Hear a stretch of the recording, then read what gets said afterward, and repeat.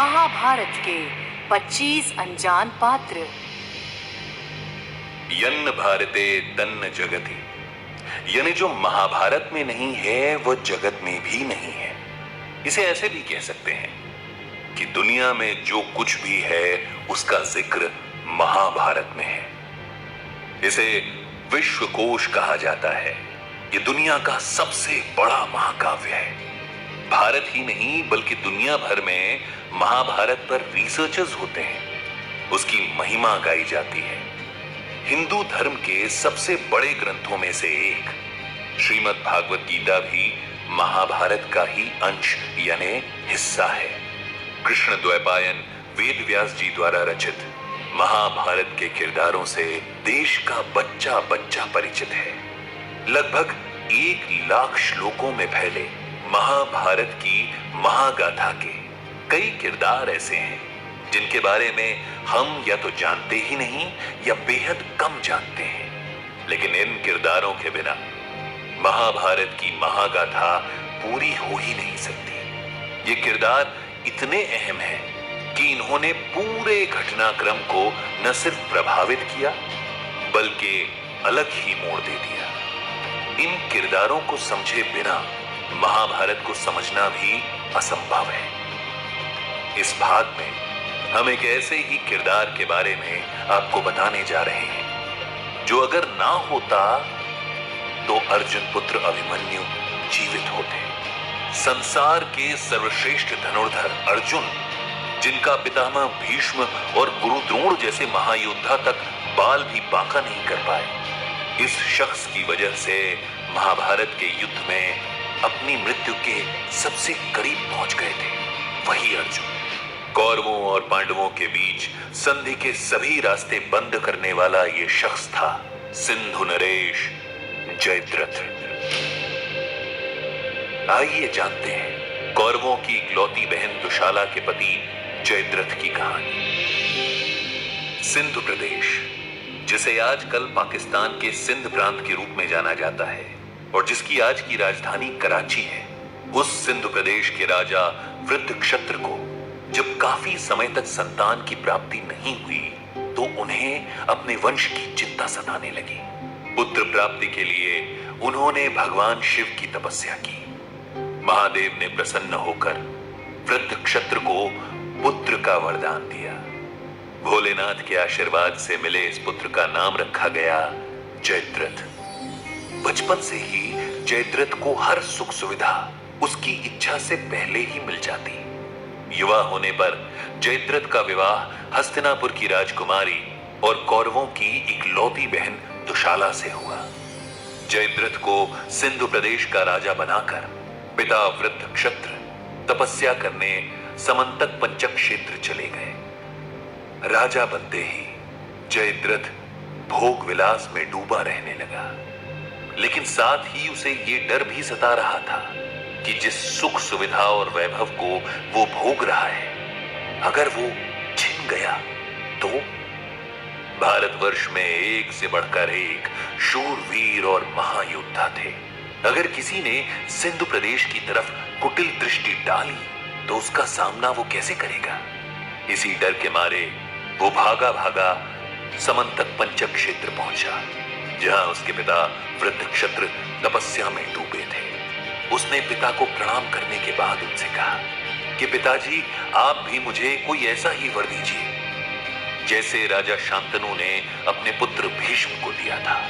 वृत्रक्षत्र मुस्कुराए और बोले, पुत्र, न तो तुम गंगा पुत्र भीष्म हो और ना ही मैं राजा शांतनु। हाँ, मैं एक श्राप से तुम्हारे लिए सुरक्षा चक्र जरूर तैयार कर सकता हूं। वृत्रक्षत्र ने पुत्र जयद्रथ को श्राप दिया कि जो भी योद्धा तुम्हारी हत्या कर तुम्हारा सर काटेगा, तुम्हारे सर से रक्त की पहली बूंद धरती पर गिरते ही तुम्हारे शत्रु के शरीर में भीषण विस्फोट होगा और उसका सर 100 टुकड़ों में बट जाएगा। संन्यास के बाद भी पुत्र मोह में वृत्रक्षत्र ने पुत्र को रक्षा कवच तो प्रदान कर दिया था, लेकिन वो ये नहीं जानते थे कि यही श्राप उसकी मृत्यु का कारण बनेगा। दुशाला कौरवों की बहन थी तो पांडवों की भी बहन थी। उसका पति सिंधुराज कौरवों और पांडवों दोनों के लिए ही प्रिय और सम्मानित था। पांडवों और जयद्रथ की दुश्मनी की कहानी के पीछे भी सिंधु नरेश की अनियंत्रित वासना थी। हुआ कुछ यूं कि पांडव 12 वर्ष के वनवास का कठिन वक्त काट रहे थे। इसी दौरान एक दिन अपनी सेना की टुकड़ी के साथ जयद्रथ भी जंगल से गुजर रहा था। वहां पानी भरने जा रही द्रौपदी को देखकर जयद्रथ मोहित हो गया। रथ से उतरकर वो पास आया तो द्रौपदी ने अपनी ननद के पति को देखकर नमस्कार किया, लेकिन जयद्रथ काम वासना में अंधा था। उसने रिश्तों की मर्यादा को तार तार करते हुए द्रौपदी का अपहरण कर लिया और सिंधु देश की तरफ रवाना हो गया। आश्रम में द्रौपदी को ना पाकर धर्मराज युधिष्ठिर ने अर्जुन और भीम को उन्हें ढूंढने भेजा।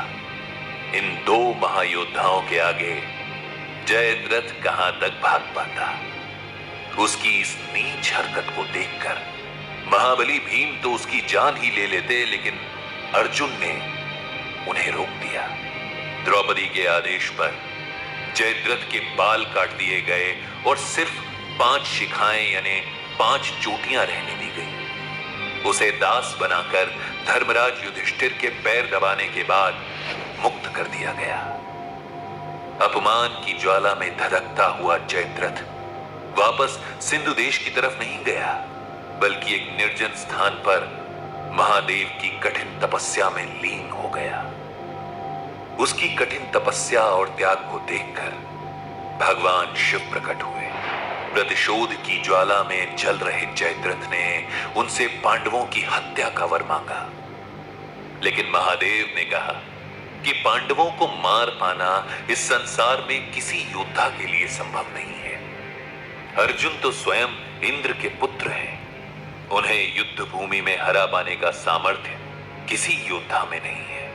हाँ, यह जरूर हो सकता है कि सिर्फ एक दिन के लिए तुम अर्जुन को छोड़कर बाकी सभी पांडवों पर भारी पड़ोगे। महादेव ये वर देकर अंतर्ध्यान हो गए और जयद्रथ ने अपने जीवन का एकमात्र लक्ष्य बना लिया, पांडवों का सर्वनाश। जब कुरुक्षेत्र में महाभारत के महायुद्ध का मैदान सजा तो जयद्रथ को भी पांडवों से प्रतिशोध लेने का मौका मिल गया।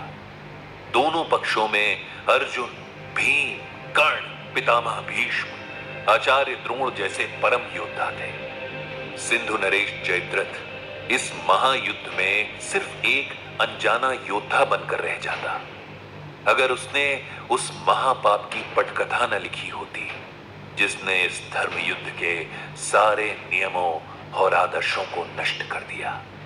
पितामह भीष्म के बाणों की शैया पर लेटने के बाद आचार्य द्रोण कौरव सेना के प्रमुख सेनापति बने। भारद्वाज मुनि के पुत्र और परशुराम के शिष्य द्रोण का सामना करने का सामर्थ्य सिर्फ अर्जुन में था।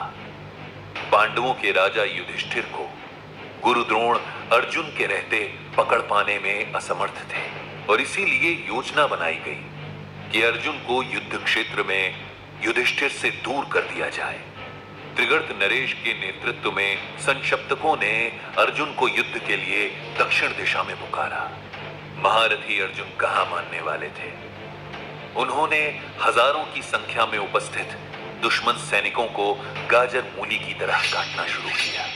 इधर कौरवों के प्रमुख सेनापति आचार्य द्रोण ने युधिष्ठिर को पकड़ने के लिए चक्रव्यूह की रचना करी। इस चक्रव्यूह को भेद सकने वाले अर्जुन तो दक्षिण में युद्ध में व्यस्त थे। ऐसे में उनका यशस्वी पुत्र अभिमन्यु सामने आया। वो इस चक्रव्यूह में प्रवेश करना तो जानता था, लेकिन बाहर निकलना नहीं। महाराज युधिष्ठिर और भीम ने अभिमन्यु से कहा कि वो चक्रव्यूह में प्रवेश करे और उसकी सहायता के लिए सभी पांडव ठीक उसके पीछे होंगे। लेकिन ये वही दिन था जिसके लिए जयद्रथ ने भगवान शिव से वरदान मांगा था। अभिमन्यु तो चक्रव्यूह में प्रवेश कर गया, लेकिन अकेले जयद्रथ ने महाबली भीम सहित सभी पांडवों को बाहर ही रोक दिया। भीम की गदा भी जयद्रथ का कुछ न बिगाड़ पाई। इधर अकेला चक्रव्यूह भेदता अभिमन्यु घिर गया और गुरु द्रोणाचार्य के नेतृत्व में कौरव सेना के 7 महारथियों द्वारा निहत्था मार दिया गया। महाभारत युद्ध में जो भी नियम तय किए गए थे वो सारे के सारे उस दिन टूट चुके थे। जयद्रथ ने अभिमन्यु के वध में सबसे बड़ी भूमिका निभाई।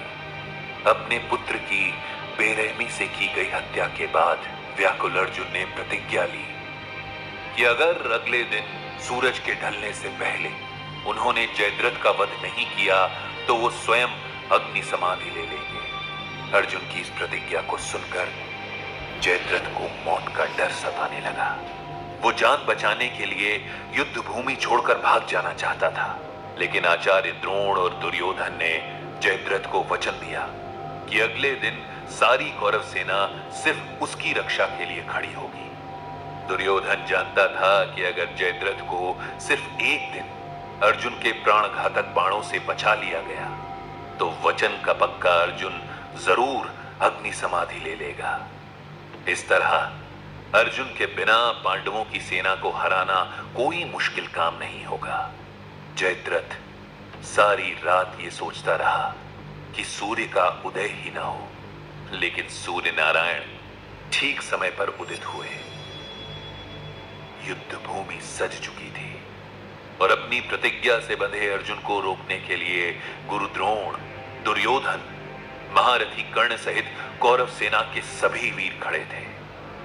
दिन भर एक से बढ़कर एक कौरव वीरों से अर्जुन का युद्ध चलता रहा और सारथी श्री कृष्ण रथ को जयद्रथ की तरफ बढ़ाते रहे, जो अपनी जान बचाने के लिए सारी कौरव सेना के सबसे पीछे छुपा हुआ था। सूर्य के अस्त होने में बस थोड़ा ही समय बाकी रह गया था और अर्जुन अभी तक जयद्रथ के पास नहीं पहुंच पाए थे। भगवान श्री कृष्ण ने अपनी माया से थोड़ी देर के लिए सूर्य नारायण को ढक दिया। युद्ध भूमि में अंधेरा छा गया। कौरव सेना में खुशी की लहर दौड़ गई और अब तक छुपा बैठा जयद्रथ भी सामने आ गया। उसने अर्जुन का मजाक उड़ाते हुए कहा कि अरे ओ कुंती पुत्र अर्जुन, तुम्हारी अग्नि समाधि का समय हो गया है। आज तुम भी वहीं चले जाओगे जहां कल तुम्हारे पुत्र अभिमन्यु को भेजा गया है। निराशा से भरे अर्जुन की तरफ श्री कृष्ण ने मुस्कुराकर देखा और सूर्य नारायण पर अपनी माया से छाए बादल को हटा लिया। भगवान ने कहा कि अर्जुन, अभी सूर्यास्त नहीं हुआ है। वो देखो, आकाश में सूर्य अभी भी चमक रहा है और तुम्हारा शत्रु जयद्रथ ठीक तुम्हारे सामने है। लेकिन इसका वध ऐसे करना कि इसका कटा हुआ सर समंतक पंचक पर्वत पर तपस्या में लीन इसके पिता की गोद में जाकर गिरे। इससे पहले कि डर के कारण जड़ हो गए जयद्रथ के पांव हिल पाते, अर्जुन ने अपना दिव्यास्त्र चलाया। उसके बाण से जयद्रथ का सर कटकर सीधे तपस्या में लीन उसके पिता वृद्ध क्षत्र की गोद में जाकर गिरा। अचानक गोद में गिरे सर को देखकर वृद्ध क्षत्र डरकर उठ खड़े हुए। उनकी गोद से जयद्रथ का कटा हुआ सर धरती पर जा गिरा और जैसे ही कटे हुए सर से रक्त की पहली बूंद पृथ्वी पर गिरी, वृद्ध क्षत्र के सर में भयानक विस्फोट हुआ और उसी समय उनकी मृत्यु हो गई। अर्जुन का एक ही बाण पिता पुत्र दोनों की मृत्यु का कारण बन गया। जहां जयद्रथ की मृत्यु का कारण उसका नैतिक पतन बना, तो वहीं उसके पिता वृद्ध क्षत्र दुष्ट पुत्र के मोह में मारे गए। जयद्रथ मारा तो गया, लेकिन महाभारत के युद्ध में संधि के सभी रास्तों को बंद कर महाविनाश का परिणाम सुनिश्चित करने के बाद उसके जीवन से हम सब ये सबक सीख सकते हैं कि कामनाओं में अंधा मनुष्य कैसे पतन के रास्ते पर जाता है। क्रोध और वासना की दौड़ में अंधे होने से पहले जयद्रथ की कहानी जरूर याद कर लीजिएगा।